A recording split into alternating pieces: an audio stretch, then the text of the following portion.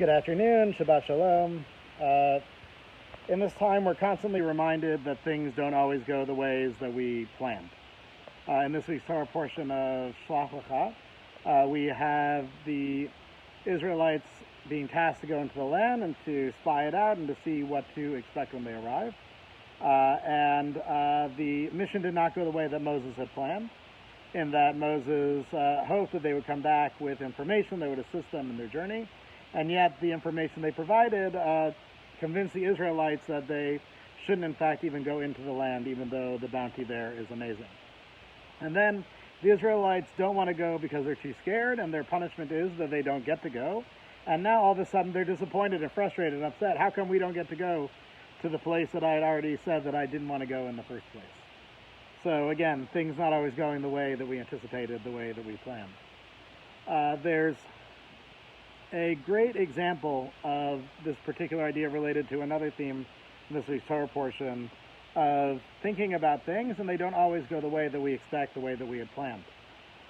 So when people heard, well, we can have 30% of capacity in the sanctuary, there's the opportunity for people to gather again. We're constantly reminded that those services that we'd be able to have may not be the services that you remember, and in fact they are unlikely to be the services that you remember for any number of different reasons.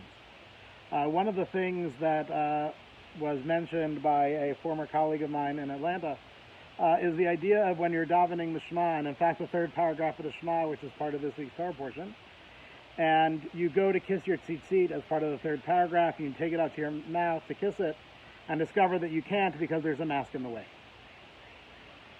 That those practices that are so natural, that are so innate, we just kind of naturally move those tzitzit towards our mouths, and yet there's a mask in the way.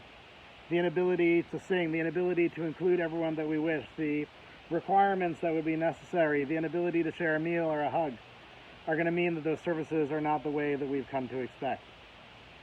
And so as the members of the congregation and others would have seen, we began yesterday letting the congregation know what our plans are for in-person gathering, acknowledging that we can't just go back to the way things were for any number of different reasons, most importantly everyone's health and safety. And that instead what we're going to do is really an incremental rollout. This sense of let's try it out, let's do the lowest hanging fruit, let's do the services that are easiest to do with a small group, those that we can still broadcast to our larger community, those that won't be impacted dramatically by COVID, and make those go. And so we're hoping that not this coming week, but the week after, we'll be able to once again gather together for an afternoon service, come together for one of our shorter services, but for the first time be able to gather together with 10 people in months, to be able to say the full version of the Mourner's Kaddish, to be able to recite the half and full Kaddish that we haven't been able to say for so long, and be able to begin that process of coming together as a community. And while even that, I'm sure, will not go exactly as we planned, there will be hiccups along the way. We know that in the end, we are on a journey to that promised land. We're on a journey to that place that we're trying to get to. That in the end, we are going to create meaningful experiences. In the end, we're going to have a meaningful Shabbat together. We'll have a meaningful high holidays together. We'll have meaningful weekdays together. But just as the journey to the promised land that our ancestors engaged in, just as they struggled to make it go, just as it didn't go always the way that they had hoped and always the way that they planned, so too will it inevitably be for us. But the journey is a meaningful one. The journey is one that we'll endeavor on together. And just as Caleb and Joshua reminded the people, that if we work on this together, if we engage in this project together, if we do so inspired and with the assistance of our God, we'll be able to accomplish anything.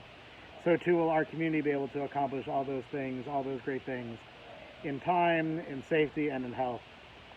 And with all that, I wish everyone a Shabbat Shalom, a Shabbat of peace, a Shabbat of wholeness, a Shabbat of health and wellness, and a Shabbat of hopefully keeping a little cool, because it can get pretty hot. Shabbat Shalom.